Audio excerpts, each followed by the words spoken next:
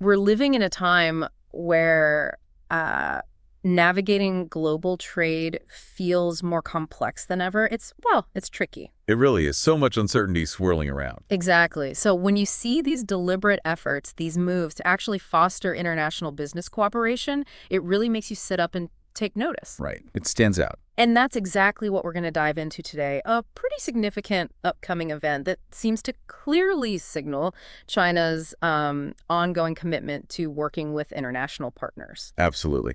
And for everyone listening, think of this as your, let's say, quick guide to understanding a development that could genuinely influence global commerce moving forward. Our main source here is the press release titled China Opens Doors. June 2025 Investment Summit announced. It just came out, packed with details. China opens doors. It's quite a statement, isn't it? It is, especially, like you said, considering the context the release itself points out. Mounting trade tensions and rising protectionism. It almost feels like a counter-narrative. Yeah, like a conscious effort to say, look, despite all the global static, we're still focused on partnership. And it's the proactive nature that's striking. While others are perhaps more inwardly focused right now, China's actively putting this out there, talking stability, talking mutual benefits. And central to pulling this event together is Pat McCarthy. He's the chair of the Ireland Sino Institute. Now, his role isn't just, administrative. No, not at all. His work and his team's work in building these bridges, Ireland, Europe, China, it's actually received quite a bit of recognition. Right, from some significant bodies, too. We're talking the China State Council, Ireland's own Prime Minister, CGTN in China, and others. It really adds weight, doesn't it? It absolutely does. It underscores the credibility and the serious intent behind fostering these kinds of connections.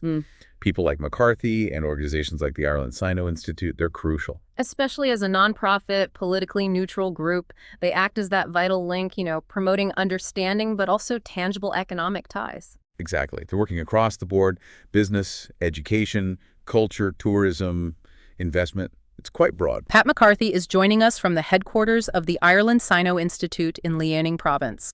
Hi, Pat. Thanks for joining us. Could you tell us more about this upcoming Global Sourcing and Investment Summit in June 2025? Hello, and thank you for having me on the show. So the Global Sourcing and Investment Summit, or GSIS, it's happening this June across 4 key economic hubs: Beijing, Hebei, Tianjin, and Dalian. It's China's premier annual trade and investment event, more significant than the Canton Fair, which we just witnessed, because this attracts global business leaders from all across the globe, and it's jam-packed every year. It's also supported at the highest levels of the Chinese government. So this event offers something global business leaders, especially Irish and European investors. It offers these leaders,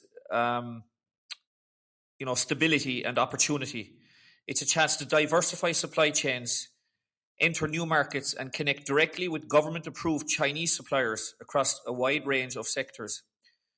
Now, the fact that these are verified and government-backed, this is very significant because in light of the new EU regulations, which are, strictly checking for counterfeit goods coming into the EU. And I guess it's the same in many other countries. So you got to be dealing with legitimate, reliable, and high-quality suppliers. So the program also includes field visits to high-tech industrial parks and advanced manufacturing zones. So this gives a first-hand look at China's innovation and production capabilities. So most importantly, GSIS opens doors for global collaboration, the kind that can give companies a real competitive edge, especially in a time of growing uncertainty with lingering effects from the Trump era. One day you've got tariffs and the next day you don't. So China's backing of this summit sends a clear message. It remains open, welcoming, and ready to engage with the world. China's signaling, we're open, we're resilient, come invest with us. And this Global Sourcing and Investment Summit in June 2025 seems to be the main vehicle for that message. Precisely. And it's not just a press release promise. It's a concrete event scheduled for a whole week, June 15th to the 21st, 2025. And interestingly, not just in one place. They're spreading it across 4 cities: Beijing, Langfang, Tianjin, and Dalian. Yeah, that multi-city approach is smart. It lets them showcase, the diversity of opportunities across different economic zones. Beijing for policy, maybe others for industry. And you mentioned the main summit, the GSIS, but also these exclusive Dalian business engagements. Sounds like different levels of focus. That seems likely. The GSIS is probably the big picture keynotes, broad networking, Dalian, maybe more sector-specific deep dives, especially given its industrial strengths. So what are they promising attendees? What are the key benefits? Well, they're framing it around three main pillars. Better access to the Chinese market, improved sourcing, finding suppliers, that kind of thing, and building deeper investment ties. And the press release gives some specifics on how they plan to deliver that, right? It's not just lecture. Oh, definitely not. They're really pushing the practical engagement. Things like personalized matchmaking sessions. So connecting investors directly with vetted Chinese suppliers. Exactly. Across key areas too, advanced manufacturing, consumer goods, even green tech, which is obviously huge right now. That's very hands-on. And for navigating the complexities of doing business there, those policy briefings sound useful. Incredibly valuable, I'd imagine, covering investment laws, tax incentives, trade agreements. Getting that straight from the source, that could save a lot of headaches. Yeah, understanding the rules of the game is critical. Absolutely. Plus, they're doing guided tours of innovation hubs in Hebe and Dalian, showcasing AI, automation, next-gen production. So you can actually see the tech advancements. Right. Seeing it firsthand gives you a much better feel for where things are heading than just reading about it. It really does feel like they're trying to make it easy for international folks. Wow. Professional interpretation services, even complimentary 5-star accommodation. That's a significant gesture, isn't it? The accommodation part especially. It really is. Signals a strong welcome. And it removes a logistical barrier, smooths the way. Plus, those high-level networking events, VIP dinners with officials, business leaders, those can be where the really crucial connections are made. Okay, so who's actually making this happen? Who are the big players behind it? It's a joint effort. You've got MOFCOM, the Ministry of Commerce, which is the main government body for foreign trade in China.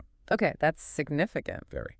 Then there's CCPIT, the China Council for the Promotion of International Trade, another major national body.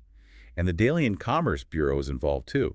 Heavy government backing. And then the organizational support from the Zatino Group, and as we mentioned, the international promotion by Pat McCarthy's Ireland Sino Institute. Right. It's a collaboration, clearly aiming for broad reach and smooth execution. The release mentions it's invitation only. Yes, it seems they're targeting specific groups.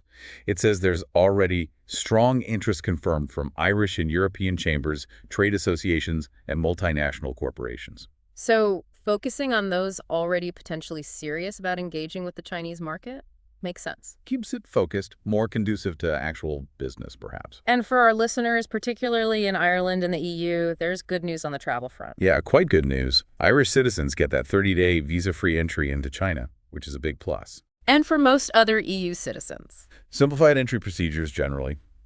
And the organizers are offering visa and travel assistance for delegates who are confirmed, which is, again, really helpful practically. Okay, so if someone listening is thinking, this sounds relevant, where do they go? The press release has links. There's one to the official GSIS June 2025 site, which is run by the Zatino Group. Got it. And there's also a link to the Ireland Sino Institute's page specifically about this summit. Both should have registration info and more details. Great. So let's wrap this up. The big picture seems to be China, against a backdrop of global economic shifts, is making a very visible play for international investment. Absolutely. Positioning itself as open, stable, and ready for business. And this Global Sourcing and Investment Summit in June 2025 across those 4 cities is the concrete manifestation of that message. It's not just talk. They're offering tangible tools, the matchmaking, the policy briefings, the tech tours, the high-level networking. All backed by significant government bodies and international partners like the Ireland Sino Institute. Right. And for businesses looking at international growth or diversifying where they source things from, it's definitely something to look into. Especially with the easier visa situation for many Europeans, making it more accessible. Exactly. It lowers that initial hurdle. So maybe a final thought for our listeners to chew on. As global economic policies keep shifting and changing, how much do events like this summit actually shape the new pathways for international engagement? Are they just reflecting trends or actively creating them? That's a really interesting question. What role do these focused, high-profile events play in directing the flow of capital and collaboration in this very dynamic global economy we're in? Something to definitely keep an eye on.